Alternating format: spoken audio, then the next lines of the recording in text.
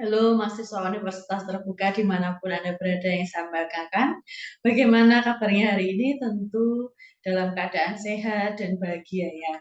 Berjumpa lagi pada sesi ke-6 pada kegiatan tutorial online pada mata kuliah Strategi Pengembangan Kegiatan di Taman Kanak-Kanak. Pada sesi ke-6 ini, saudara akan mempelajari topik tentang strategi pembelajaran melalui bercerita. Nah, tentu saja strategi bercerita ini tidak asing ya bagi teman-teman pendidik ataupun mahasiswa PG PAUD.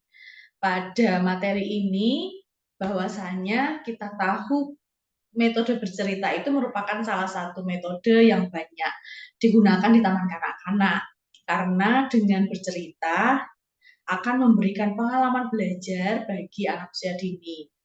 Guru dalam memberikan cerita tentu saja harus bisa menyampaikannya secara menarik, kemudian bisa mengundang perhatian anak, dan tentu saja tidak lepas dari tujuan pendidikan bagi anak usia dini. Penggunaan cerita sebagai salah satu pembelajaran di taman kanak-kanak itu harus mempertimbangkan beberapa aspek ya. Jadi yang pertama dari isi cerita harus berkaitan dengan kehidupan anak usia dini, sehingga anak usia dini akan lebih mudah untuk memahami dan dapat menangkap isi cerita tersebut. Karena dari cerita yang disampaikan itu membahas mengenai hal-hal yang tidak asing bagi mereka.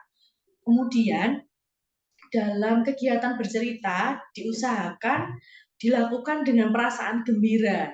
Jadi pendidik atau guru bisa memberikan cerita bagi anak secara mengasyikkan dan tentu saja diberikan humor yang sangat lucu sehingga anak akan lebih tertarik dan tentu saja lebih antusias dalam mendengarkan cerita. Kemudian yang ketiga, kegiatan bercerita ini harus diusahakan menjadi pengalaman bagi anak TK agar anak tersebut bisa memetik hikmah dan tentu saja bisa memotivasi anak untuk mengikuti dan fokus mencermati dan mendengarkan cerita itu sampai tuntas. Pada strategi bercerita ini tentu saja tidak muncul begitu saja, karena kemampuan bercerita itu harus dipersiapkan secara matang dan dilakukan latihan secara terus-menerus.